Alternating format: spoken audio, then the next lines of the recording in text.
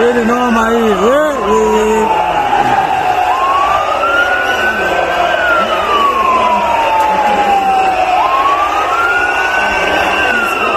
Hili noma hii.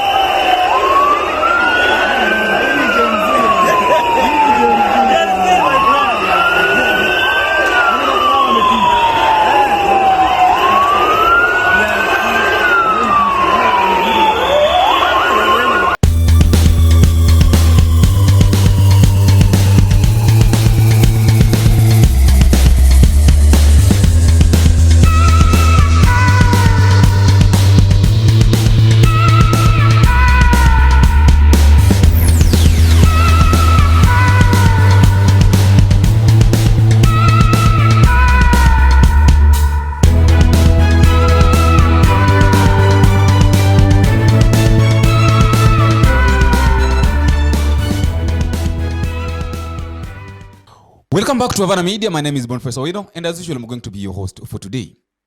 In the past 2 weeks, a lot has happened, but the main thing has been the cry of the Gen Zs, and not only the Gen Zs, but the cry of the Kenyan citizens, whereby they were saying, the song that they were singing was "Reject the financial bill, do not amend." And all these cries were being directed to the President of the Republic of Kenya, that is Dr. William Samoei Ruto, together with the members of Parliament who are supporting the bill. And yesterday, something happened, something that shocked almost everybody. People did not expect it to happen the way it happened, but then it was something that would come finally, whereby the President William Samoei Ruto decided to say that he is not going to sign the financial bill. But the question is that why is it that the president decided to reject the bill by saying that he will not go, is not going to sign it, after a lot of people have lost their lives? We know very well that a lot of people, almost 300 plus people, lost their lives, whereby in Githurai on Thursday evening, around 215 people lost their lives. In Nairobi CBD, a lot of people were being killed by the live bullet, whereby the police that were in civilians were shooting people, and they ended up even killing one of their own brothers, whereby one of the policemen was crying, saying that I did not know that one of the people that were shot dead was my brother, and it is now forcing me to resign. Those are the things that have been happening in the past days, but these things could have been prevented when immediately after William Samoei realized that people were rejecting the financial bill. They did not want this bill. He could have just said that let us call this issue of financial bill off. Let it not go to the first stage, the second stage, and the third stage, whereby after getting to the third stage, things have been difficult, and it is difficult now. It is impossible for it to be reversed. Immediately after William Samoei Ruto declined or said that he's not going to sign the financial bill, Rigathi Gachagua, that is the deputy president, ran to Mombasa, whereby he had got a meeting. And in his meeting, he was blaming the NIS, that is being led by Nodida Haji, saying that this is the only person who could have advised the president, saying that he failed to advise the president by telling the president what the people wanted or what the people did not want concerning the financial bill, and even went ahead and said that Haji should resign. That is the leader of NIS should resign from the office with an immediate effect. I want us now to get deep into into our discussions. But before we do that, I would like to ask you, if you're meeting for the first time, please don't forget to click the subscribe button. You can also like and drop me a comment and tell me where you're watching us from. If you're within the country, you can tell me which county are you watching us from. And if you're outside the country, it's also good to tell me which country are you watching us from. And I also not fail to give thanks to those who are giving us support, because without the support, this channel cannot grow and it cannot be where it has reached at this moment. I was expecting that we reach 10,000 maybe at the end of the month or maybe next month, but it is what I'm happy with is that we are approaching 11,000 as we stand, which is also good, and really appreciate you. Thank you very much. May God bless you. Now, the president yesterday said that he's not going to sign the financial bill 2024-2025. But the big question is it really possible for the president to decline signing the bill that has reached his desk? That is the question. Is it possible for a president to decline or to refuse, to fail to sign a bill that has already reached his desk? The answer is it is not possible, because when you look at the Constitution, I want to read for you what the Constitution states.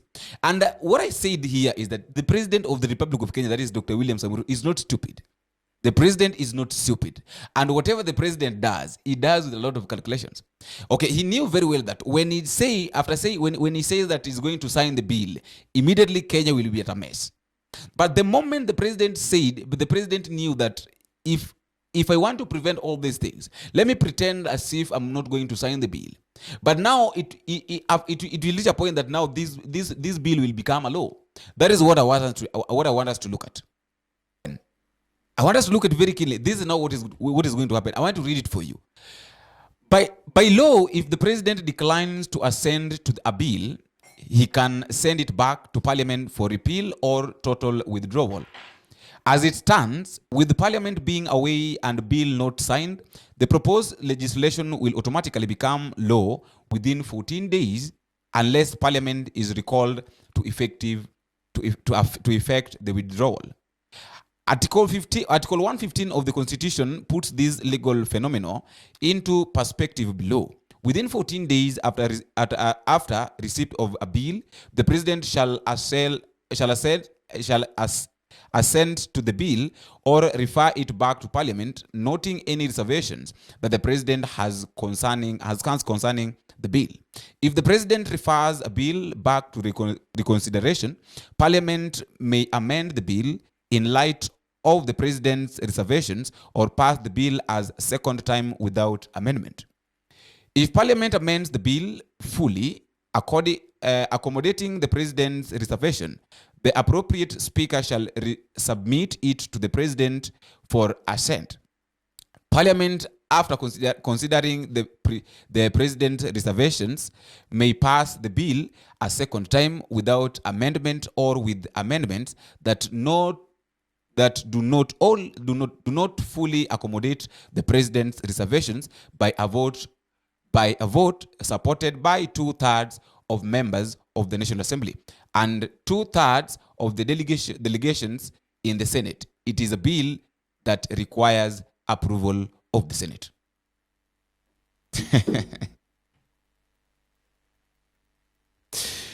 There are two things here that we have to be very keen with. Number one, I've told you very well that the president was not stupid. William Ruto is not stupid. William Ruto said, and according to I remember very well, there's something that Musalia Mudavadi talked about. By rejecting the financial bill, it will be a sign to show that William Samoei Ruto has been defeated. And it will force the government, the current government, to go home. Why? Because what the ruling government is proposing is being opposed by the people. So automatically, it means that if at all William Samoei Ruto will accept this financial bill not to be passed or not to become a law, it will show the people that he is incompetent and he cannot rule the country, he cannot govern the country, and therefore it will force him, together with his government, with his entire government, to go back home. There are two things here that I want us to look at. Number one, I think I've read it for you, that number one thing that if the president is very keen and the president is supposed to do is this. It's either the president signs the bill, which he refused to sign yesterday. If the bill has gone into parliament, and it has gone for the first reading, the second reading, and the third reading, and in fact, it has even gone to the point of amendment by the president. It has even reached the president's desk, and now the president is telling us that he's refusing to sign the bill, and he will not sign the bill.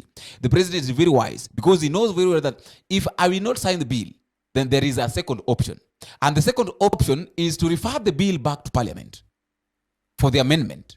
Now,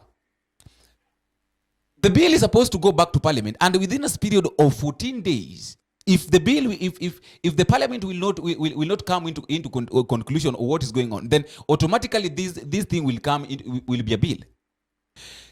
It will not look like the president have signed it, but it will be accepted by the parliament, by the members of parliament, by the MPs in the parliament, not in the president's office, but in the parliament. So those are the calculations that the president are looking at. I will not sign it so that I don't carry the blame, but let it go back to Parliament so that it can be accepted there. But now there is something that we also have to look at. The Parliament is out of recess, is on recess up to Tuesday, 22nd July 2024. How many days are those? 22nd July 2024, and we are today is 27th June 2024. How many days or how many weeks until now the Parliament comes back to session? Almost 1 month. And this thing is only given a period of 14 days before it becomes a bill. The president is not stupid. There are two questions that I want us to look at. The two questions that I want us to look at, and I will also like you to answer me at the comment section.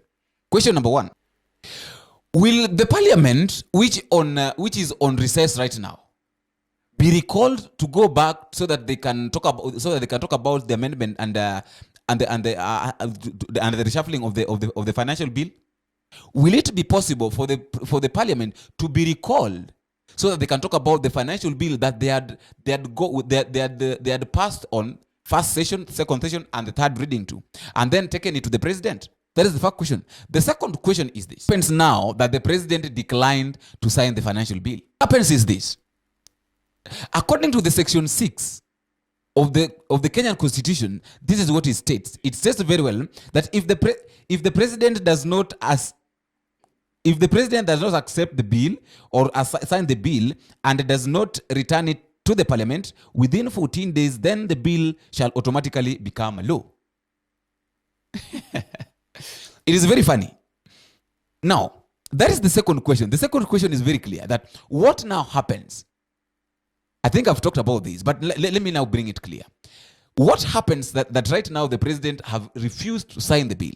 What happens is this: when you read Constitution, when you read the article, the close article 6 of the Constitution, it states very well that if the president does not accept the bill and does not return it back to the Parliament, then within a period of 14 days, the bill become a law. We are all stuck here. We are all stuck, and I told you that this thing is going to become a law, and there is nothing that is going to change. President William Ruto is very wise, is very much smart in his calculations. I don't know what to think. I would like to listen to your comment at the comment section. Please don't forget to tell me who you're watching us from and what you think. And until we meet again, I've been your host, Boniface Owino. Bye bye.